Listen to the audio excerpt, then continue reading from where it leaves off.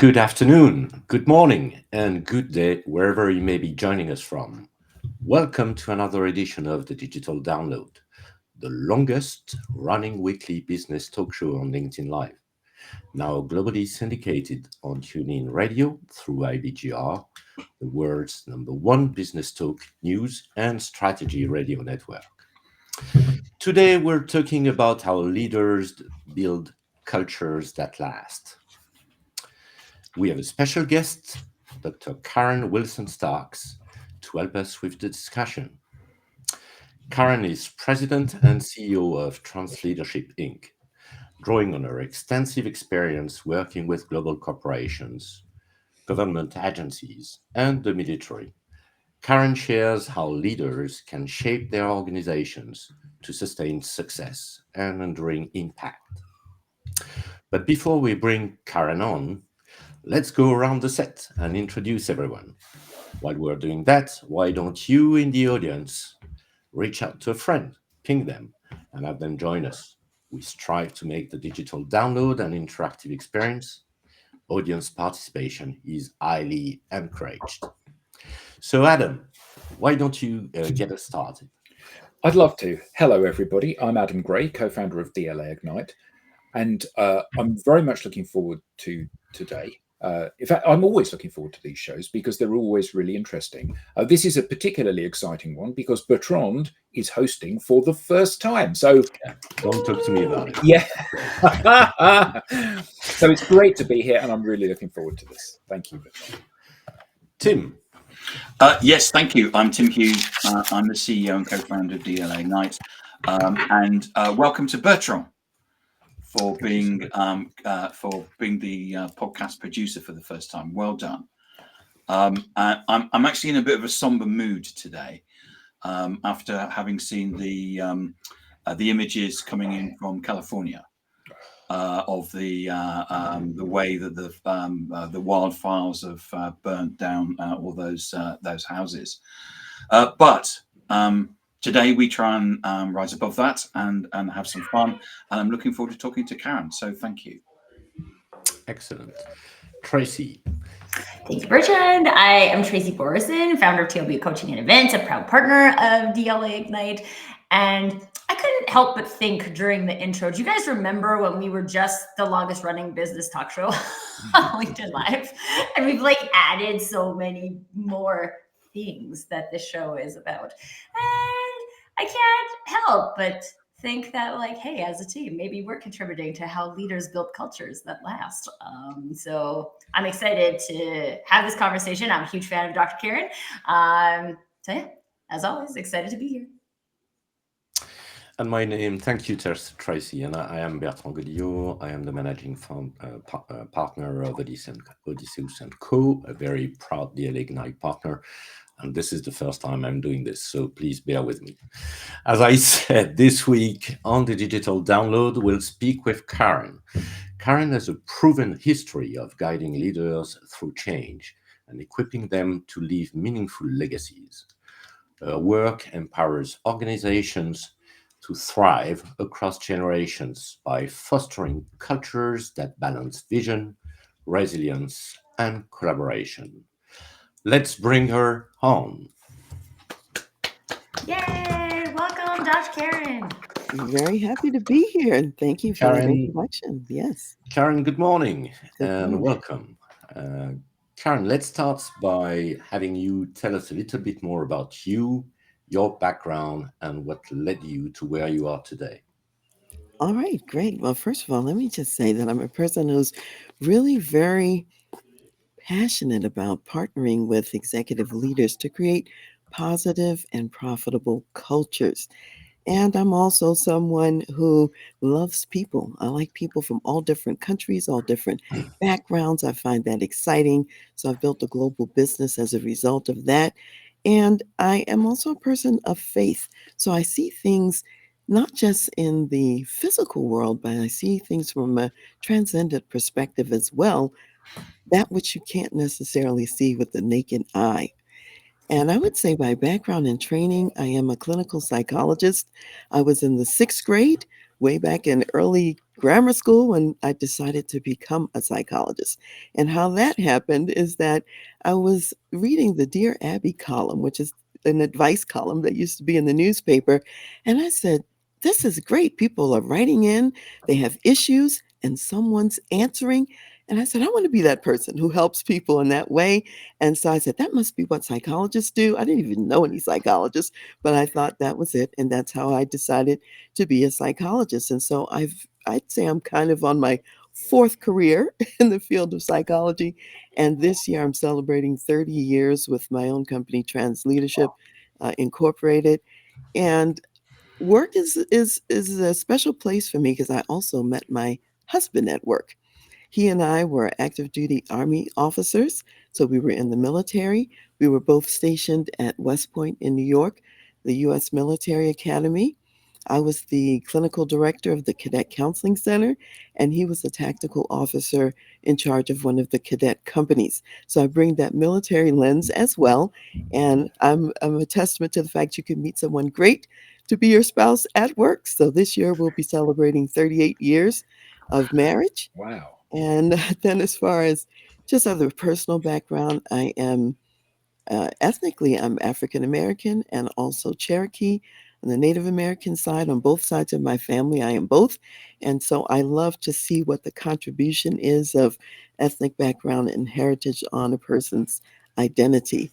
I would say I have some just wonderful people in my life. I've got 2 nieces, 4 great nieces, 2 great nephews, 1 great great nephew, 5 godchildren ranging in age from 45 to 10. And I'm very close to my father who's still living. And my mother-in-law will be 100 years old this year, God willing. So that's a little bit about who I am. That sounds great.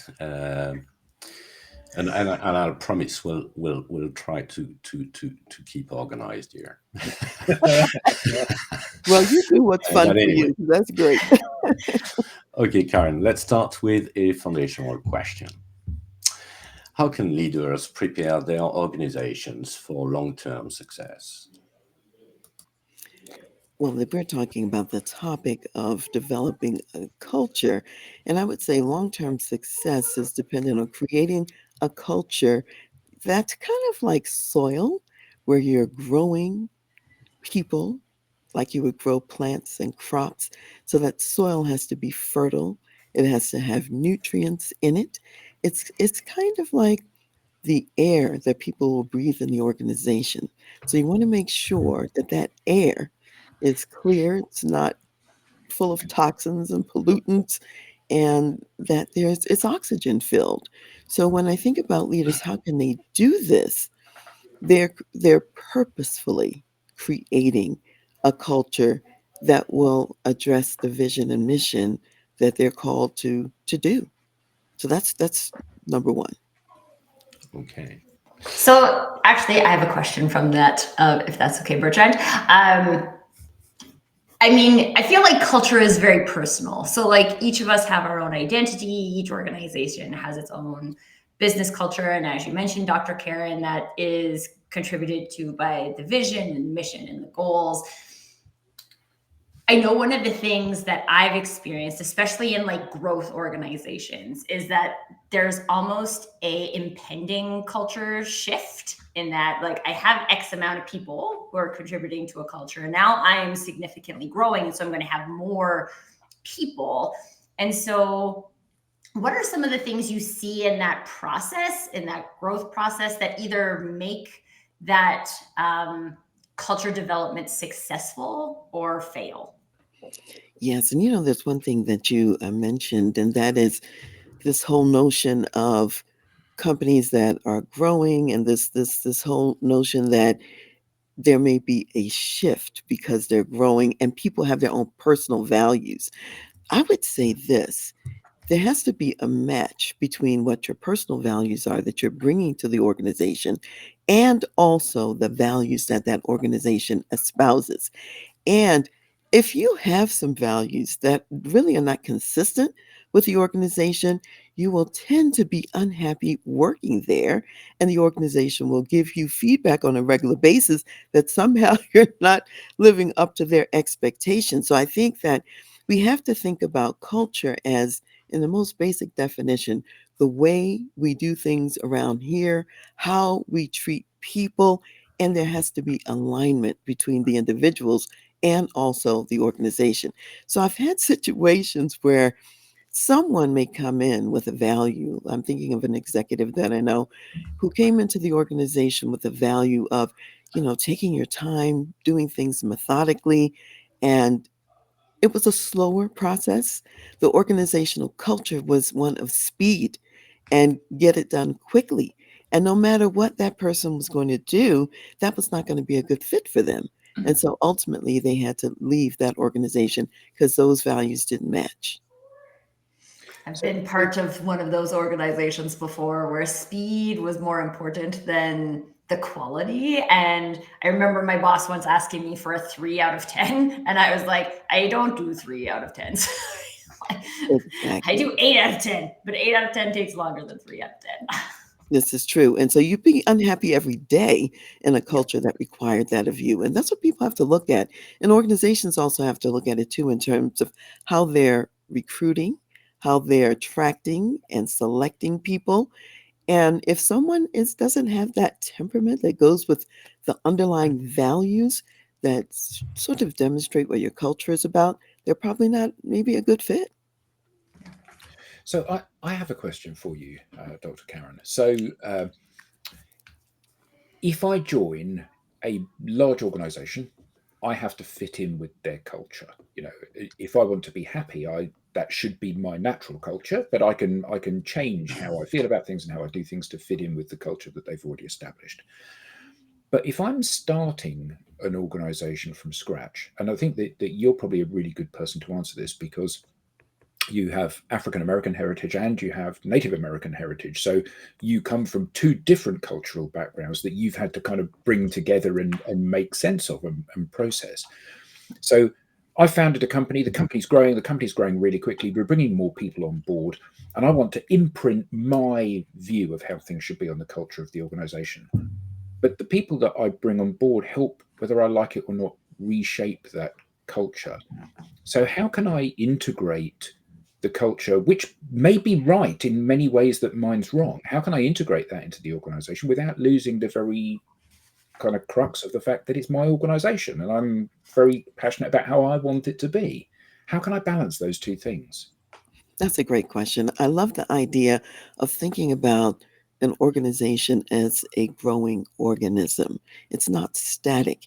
And ideally, you want the people who are coming on board to influence what happens in the organization. That means respecting each other to the level where you're listening to say, is this something that we really want to have as a part of our culture, what someone is saying? Or is it so foreign that maybe it doesn't fit? This requires conversations that people have. So I think there has to be some baseline of a common ground that you can sort of visit on and hang out on to say, here's where we sort of meet. And then a willingness to expand your mindset and your thoughts as well. A lot of times, organizations have a difficult time bringing in different individuals, if we're talking about diversity, for example, or inclusion, because they don't want to be influenced by the person coming in. They just want to dictate in the one way about how that person should operate. But really, it's a conversation, it's a two-way communication and a willingness for the organization to shift and also the person, so long as we're not really talking about such a major, major shift that it jeopardizes what it is that you're trying to do in the marketplace and what your mission and vision really are. So I think, yeah, learning from each other, and you'll come up with what I call the third solution, which is better than what either of you would have done on your own. You're going to do it together and it's going to be more profound. Well, when we founded the business, Tim and I, and we've said it many times since, we don't profess to have the monopoly on good ideas. And we recognize that we are two old, white, bald, middle aged men. And consequently, our view is very kind of similar and singular, and which is why we've deliberately tried to find people and work with people who are from different cultures, different ethnicities, different genders, in order that we can be relevant to as many people as possible out there. Because our view is like, I don't see that as a problem. That doesn't mean it isn't a problem. It just means it's not a problem for me. But I think that open mindset, it does, as you said, it does carry risks, doesn't it? Sometimes people join and they destabilize some of the better things about an organization. There's certainly that risk, isn't there?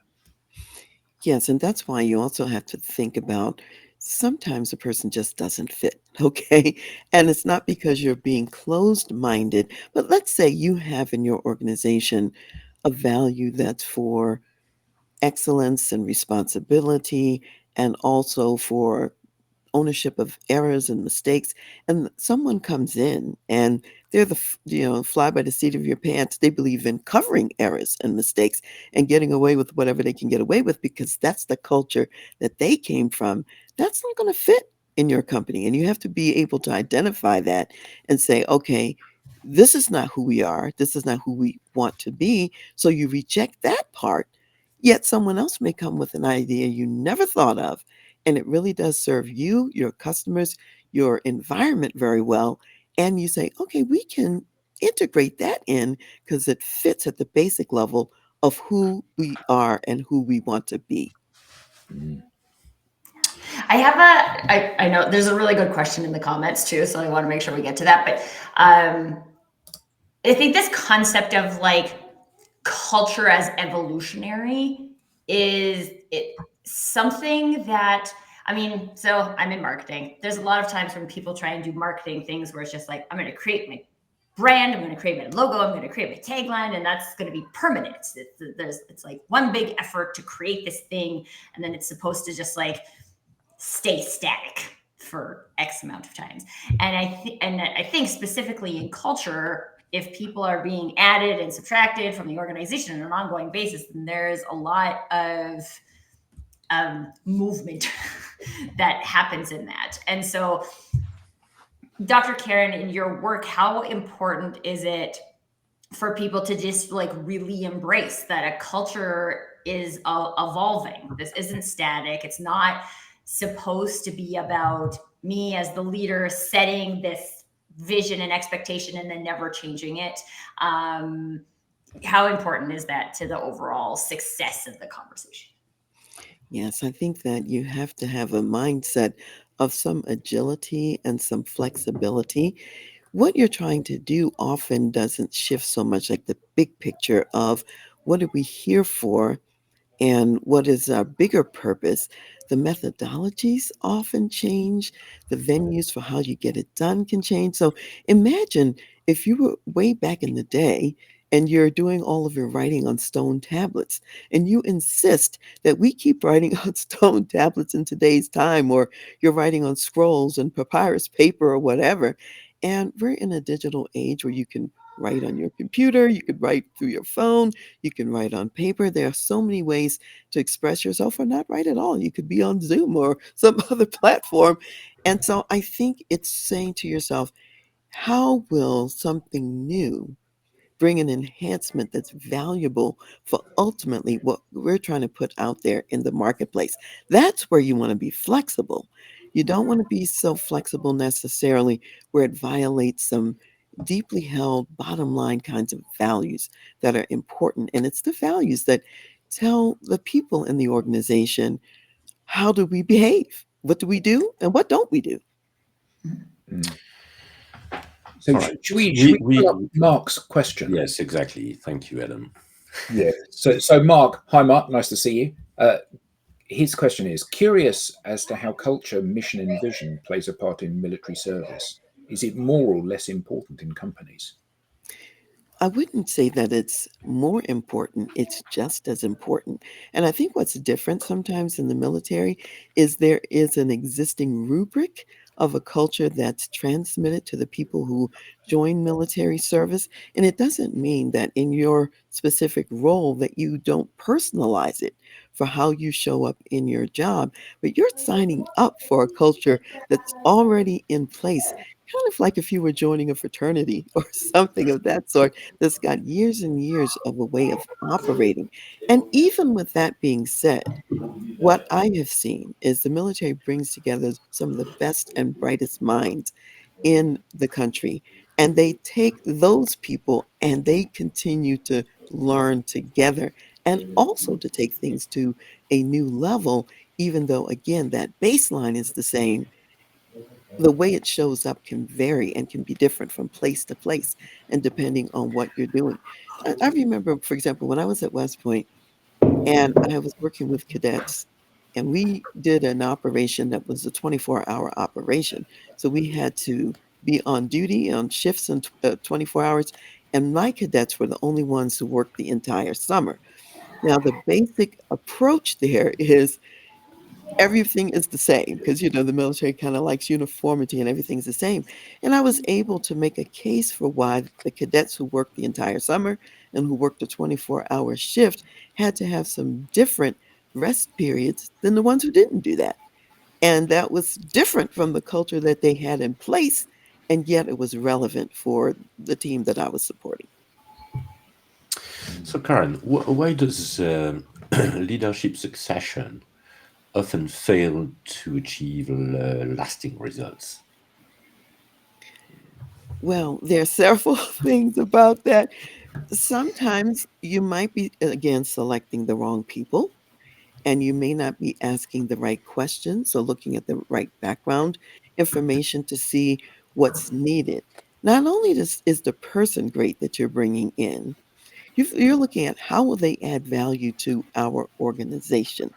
And that's really an important part. You've got to think about what are the strengths you have, what are the strengths you need to bring in alongside that to continue to be successful? And sometimes people are bringing in individuals who don't meet, let's say, the values of the culture.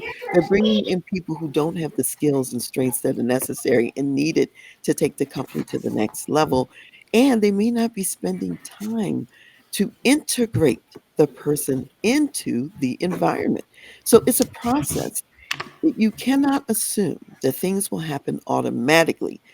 There's some intentionality that has to happen with the onboarding, with the integration, with the relationships that those executives will have with people in the company, and thinking about the development of each person that you have.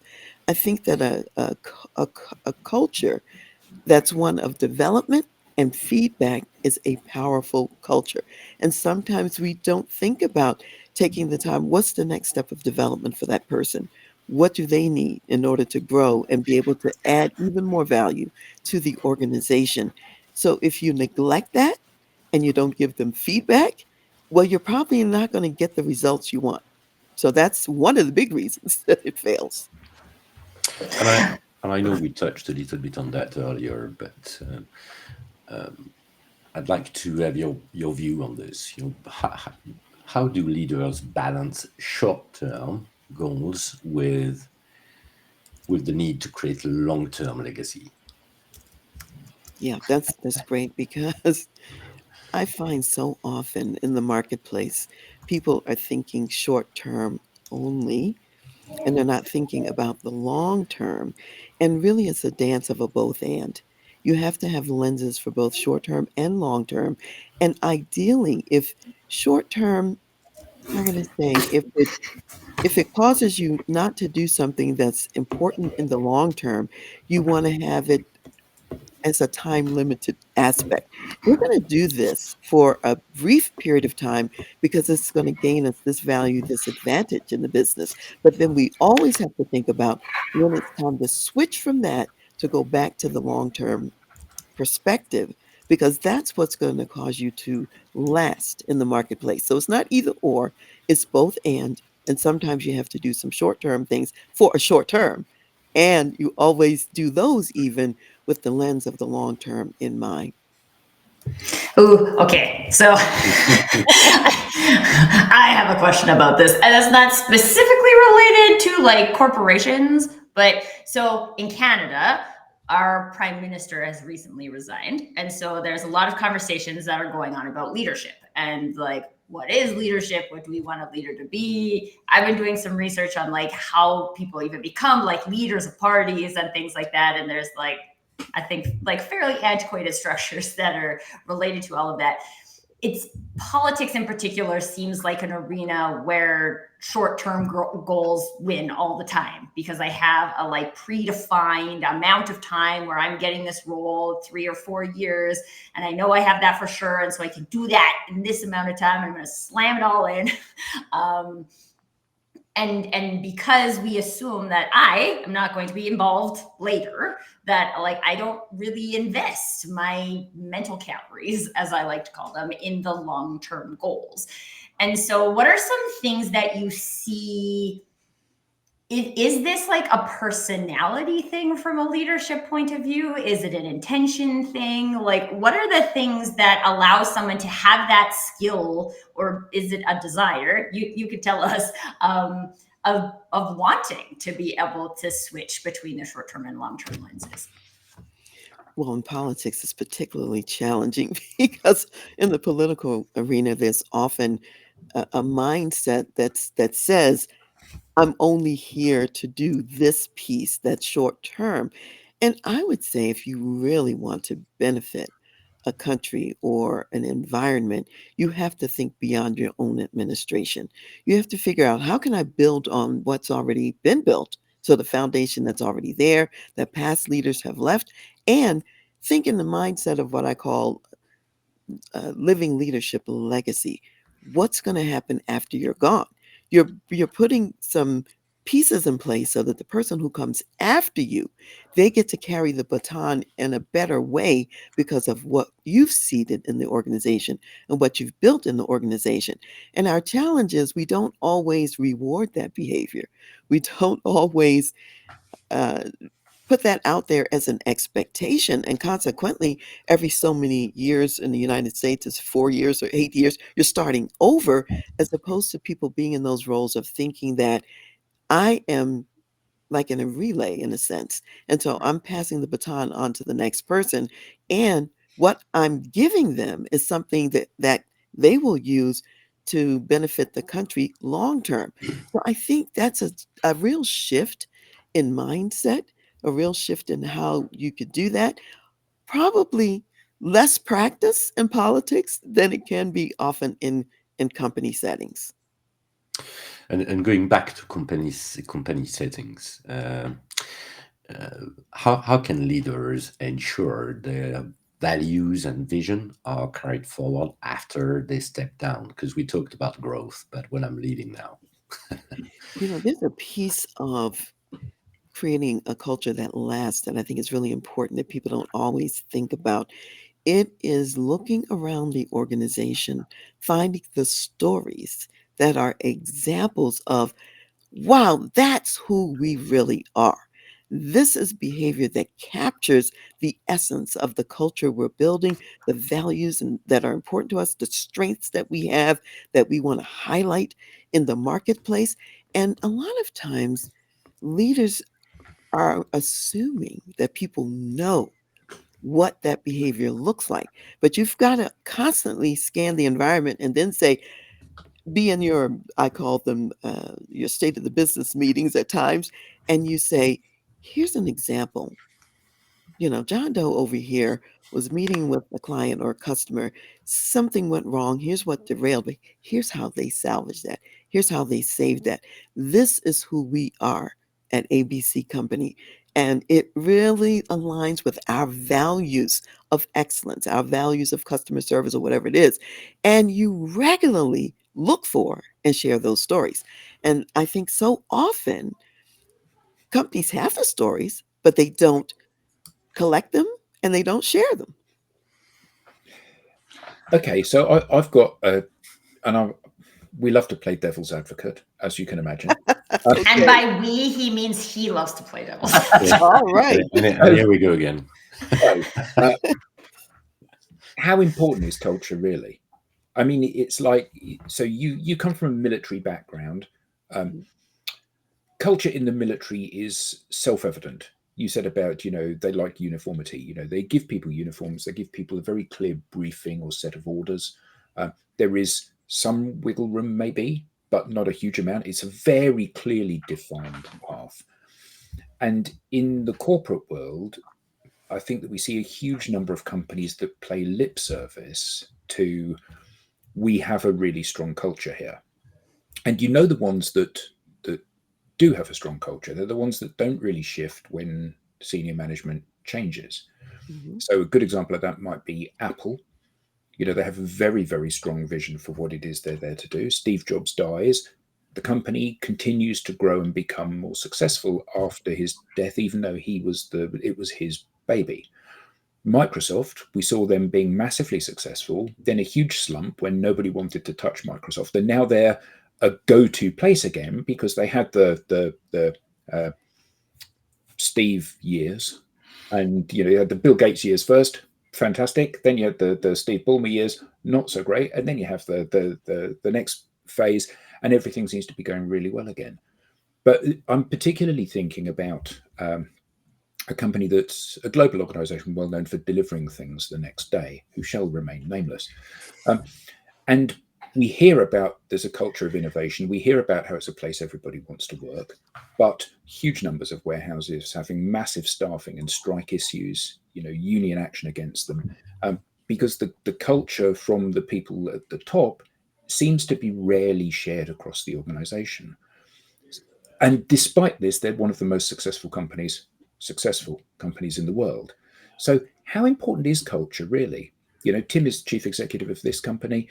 If he said, actually, I don't care what you say, you're going to do it my way or you're going to leave, that could be a recipe for success, couldn't it? Mhm. So how do we balance these things? There are all different kinds of cultures that can work. So it's not that everyone has to have the same culture. What has to happen is that people have to know what it is. They have to know what it looks like expressed in day-to-day behavior as they're living in the company every day. It has to be reinforced with the stories that I mentioned, that you share those stories without the organization. And this is huge. The leaders in the organization have to model that behavior daily. They have to exemplify whatever it is that goes with how we operate around here. Now, many companies, they have their company culture statement on a piece of paper, it's on the wall, and nobody is living that day to day. In fact, they're living the exact opposite. So, what the organization learns is that the real culture is not what's said on the wall, it's not what's written on these papers, it's what the people do. So, if you say, we really care about our people and we want our people to be healthy and to have balanced lives, and yet when the executive leaders are ill, they're at work with the flu, they're at work with things they should be home, with, and shouldn't be there. They don't take sick leave. They don't. That's a model. You're showing the organization what you really believe and what's really important to you. Now, sometimes, and as you were kind of alluding to, there can be a culture that's embraced that maybe, let's say, I might not like it if I worked there, that they had this culture. Yet they think it's a winning one. I'm thinking of a client right now who I've had in the past.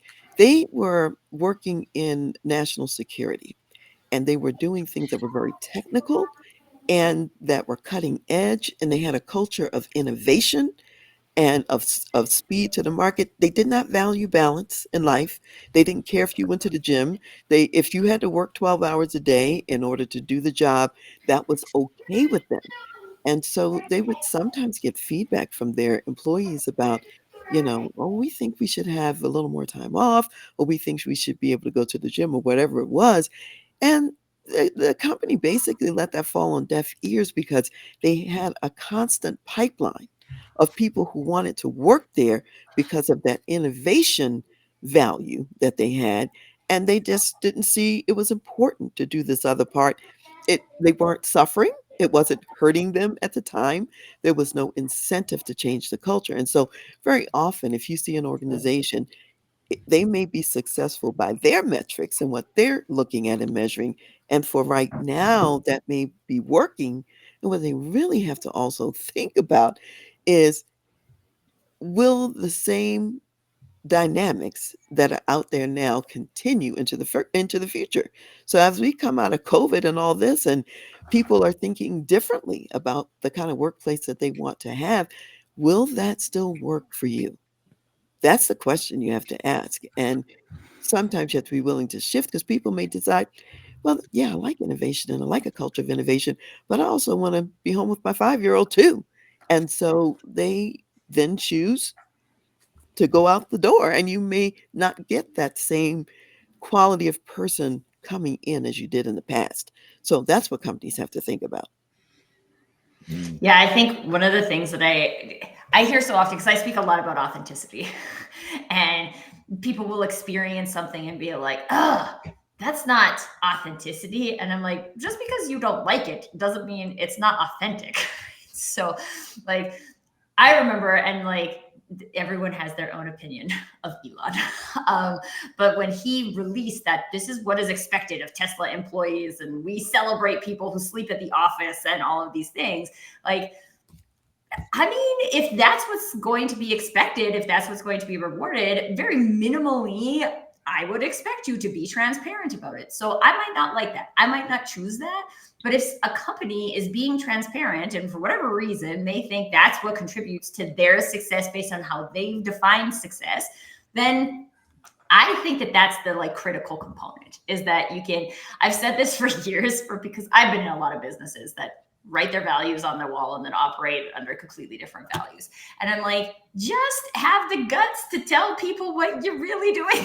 Right? Yeah. So don't say you care about people. If I go to the effort to have written into my contract that my in-office hours are 9 to 4, so I can take my son to daycare and pick my son up from daycare while the daycare is open, and you are constant, and you sign my contract, and then also constantly book meetings for me at 4 o'clock. Like that, I have done my due diligence in helping you to see what cares about people looks like for me. You don't, and like, I don't know. I think all values are like it's not like, I mean, this or this. They're all on a scale, right? And different people interpret them in different ways. Dr. Karen, you mentioned at the beginning of the show, like, it's about a conversation. I might think cares about people means one thing. Bertrand might think cares about people means another thing. If we don't talk about what that means, we have no idea if we're even living the same values. But there's just like, let's be honest. And someone might be honest and share something that you don't like, but that's an opportunity for alignment that you wouldn't have if they hadn't shared it otherwise. I'm glad you used that word alignment. I was thinking of the same thing. I was thinking, yes, I mean, when you're honest and you're talking about here's who we are, here's who we're looking for, here's what to expect here, you're going to attract the person who likes that, who wants that, or who doesn't mind it at least, as opposed to always being in a fight with someone about they're trying to add pieces that you really don't want. Is not who you are. And it's a waste of time. You might as well say that up front. And there are people out there who really don't mind sleeping in the office, so to speak. They love that. They know they're going to be on the cutting edge of something the next day, and that's their thing. Well, attract those people, and then you create alignment in the organization because of sharing the story, sharing the examples, talking about what it looks like, talking about what it doesn't look like, and what you don't expect and don't want and don't reward. You also have to mention that too.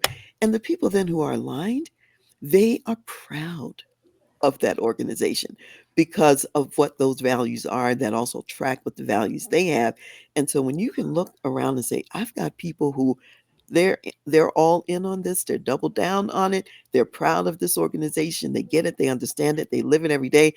I could just walk around and write down stories of people living it out.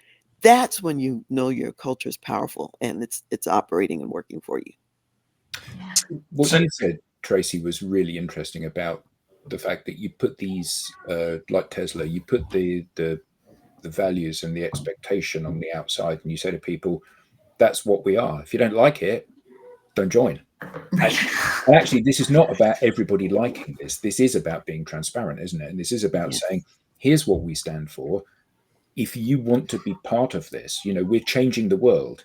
Tesla are changing the world. Whether you like Elon Musk or hate him, they are changing the world, and they are cutting edge, and they are doing things that no other organization on the planet is doing. And I guess that comes at a price, doesn't it? And sometimes that price may be something that I find very unpleasant or distasteful.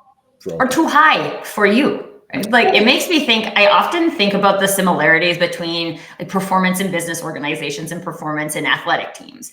Because when we were city champions for our basketball team, we were city champions because we could outrun every other team. We ran every day. We ran faster than everybody else, and we ran farther than everybody else. And that was how we won. And you had to opt in to do that. Yeah. Like, if there were people who got cut from the team because they wouldn't do the running, right? And this was like our team way of success.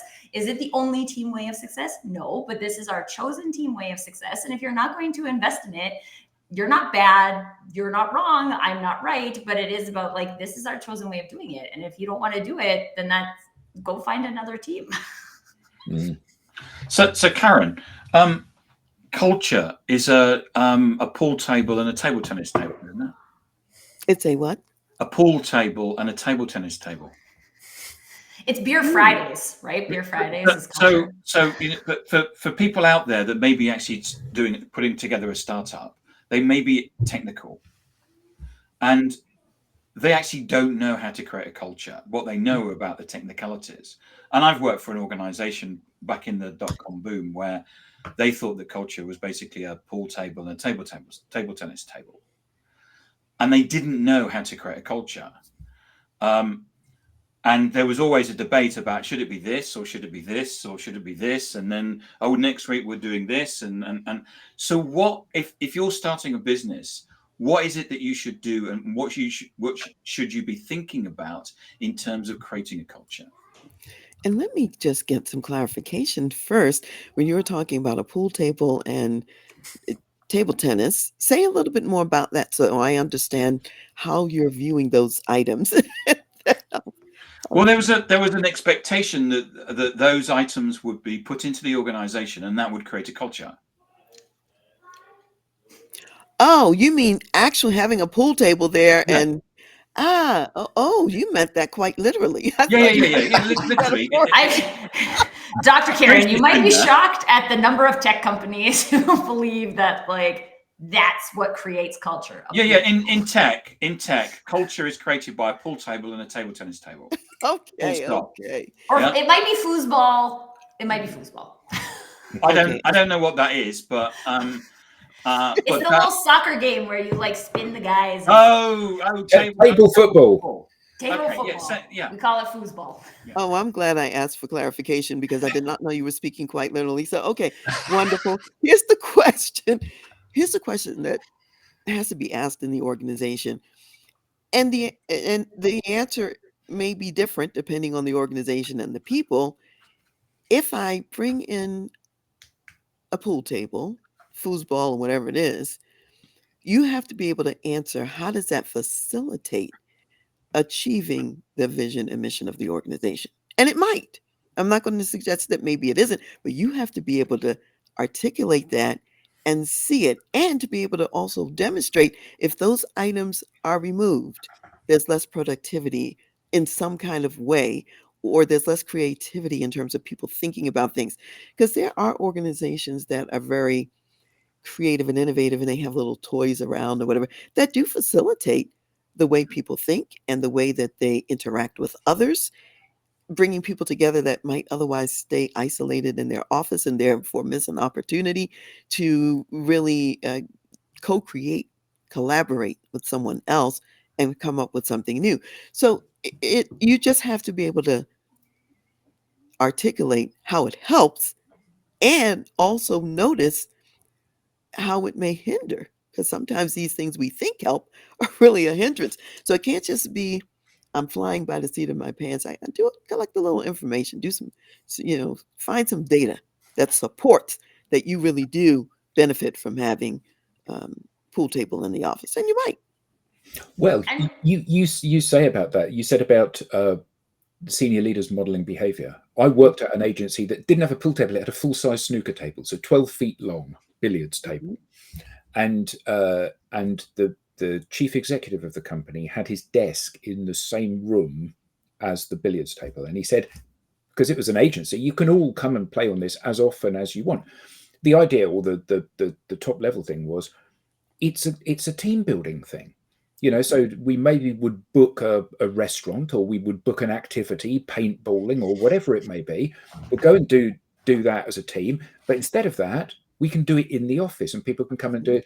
But what would happen is that somebody would go to play snooker, and then he would watch them. And 5 minutes of the chief executive watching you play snooker, you decided, actually, I've got some emails to send, and you went back to your. But I think that's the point, isn't it? People that work within an organization are like your children. So your children do what you do, not what you tell them to do.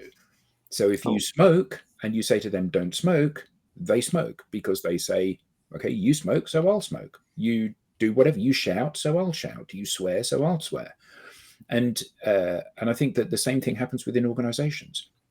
The best organizations I've worked with have been organizations where the leaders have absolutely been the inspiration for people within the organization.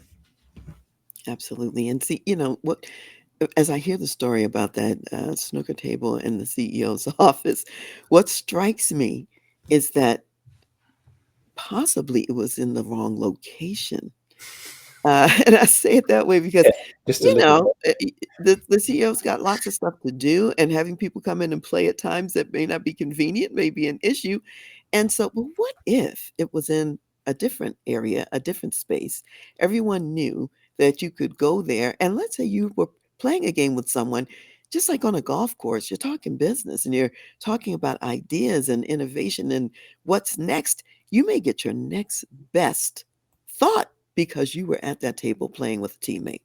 And so maybe the idea itself wasn't a problem, but perhaps the location was a challenge, in that organization. Well, and I think one of the things that comes up for me in this is that Dr. Karen, you mentioned collecting data, right? How do I'm a big fan of first party data, which is if the employees are experiencing it, ask the employees, are you experiencing this? We tried this because we thought that this snooker table was going to ignite ideas. What's your experience of the snooker table? Is it igniting ideas? Is it making you feel pressured? It wasn't meant to feel pressure. Maybe we can move it. Maybe we can do something else. Because as I mentioned, Beer Fridays, I don't know if this is popular. I think it is also popular in tech, but I'm the person who has written into my contract that these are my hours and all these things in order to do my cares about people. And now I'm being forced on Fridays to hang out virtually with my team between 4 and 5 p.m. I'm not allowed to work. I'm not allowed to hang out with my family. I have to virtually hang out with the team. My experience with this as an employee is not that it's a demonstration of cares about people. I'm not actually building relationships with my teammates. I would like to build relationships with my teammates. I don't think this is delivering on it. Kind of coming back to that opening up the conversation, right? If we really want our actions to live the values, then I think we can ask those questions. Is what I'm doing, is our way of being matching our values? And if it's not from your perspective, then I'd kind of like to know about it. Yeah, there's that question. And there's also the question based on what you just said. Let's say for some reason it is consistent with the company's values, what they're doing. However, the other question is, to what extent is it gaining the desired result or impact? Because if they really wanted it to be people willing to be there, wanting to be there, engaging with their teammates, if you're feeling like this is forced, playtime, and it's not really convenient, and you'd rather be doing something else, there may be another way to get to the objective of having the team communication and the team interaction. And so that's when that interaction effect and the communication in the organization is huge, because the leaders don't necessarily see the downstream impact. They don't necessarily see what it's costing someone and the resentment that might even build because of what they're paying in cost when it could be done in a totally different way. You get the best results, better results doing something different. Yeah. So, Karen, for the leaders who are engaged into a succession plan, and they want to understand whether this is progressing accordingly, what are the warning signs that they should be aware of? That this is not going. This is failing actually. Okay. And so when you say a succession plan, say a little bit more about what you mean by that. Well, I mean, installing the culture, making sure that there will be a long-lasting culture and a legacy in place. Oh yeah. Okay. So if they're trying to do that and and they're obviously looking at something that's telling them it's not happening or it's not working. So you have to look at several things. Is it not working because we have brought in the wrong people? Is it not working because we're not developing those people? Is it not working because we're not showing the pictures of it, the stories, the exemplars of what we're looking for? Is it not working because we are expecting people to automatically get it? And I think, you know, Tracy, you said earlier that everybody's definition of the same thing is not the same. You know, it's a very intentional process. So you have to look at those details to see where the shortfalls may be, and they may be in more than one place why it's not working. The other thing I would add to this, Bertrand, is that there are some things that organizations often do that get in the way. So let me mention a couple of those. And one of those is focusing on what's wrong with this picture. So they're not really looking for the success stories and what people are doing right. They're looking around for catching everybody doing something wrong or that's problematic. And because they're focusing on that, they end up getting more of what's wrong rather than more of what's right. And and often, leaders and executives are we're trained to look in detail at some things and find the flaw, find the problem. And if you really want to build a successful culture, you have to find what's working, what's right, and reinforce that. So that's one of the things that derails building the kind of culture that lasts is that kind of emphasis on what's wrong. And akin to it is what I call beating the sheep. Now, as a leader, your job is to feed the sheep, not to beat the sheep. And if you beat the sheep, back to my psychology background, when you do punishment, you get that sheep to freeze. It stops what it's doing. It doesn't have energy anymore because it doesn't want the beating. It's like, I'm paralyzed now. Whereas if you're feeding the sheep, you're guiding and leading the sheep in the right direction. And now that sheep feels secure, that sheep feels that they can trust you, so to speak. You're not leading them off a cliff or to a place that's barren and doesn't have any food or where there's no water. So I think there's room for leaders to think in that way, that we are, number one, not assuming they know. So we're going to share, we're going to talk about it, and we're going to have some accountability because I'm going to give feedback. I'm going to reinforce the culture, and we're going to celebrate the culture. So you can talk if you're not celebrating it, you're not reinforcing it, you're not doing any of the, and you're beating the sheep. Those are all key ways to derail the process. Dr. Karen, this has been great. Thank you, Karen. That's been excellent. Great discussion. Where can people learn more, and how can they get in touch with you? Yes. Well, people can go to my website, which is transleadership.com. They can also reach me at dr period Dr. Karen, Karen, at transleadership.com. And also, I would say that I have a podcast called The Voice of Leadership. And this year, we're just starting what I call the Fab 500 series. We had 500 episodes in 2024, and we are airing some of the best right now.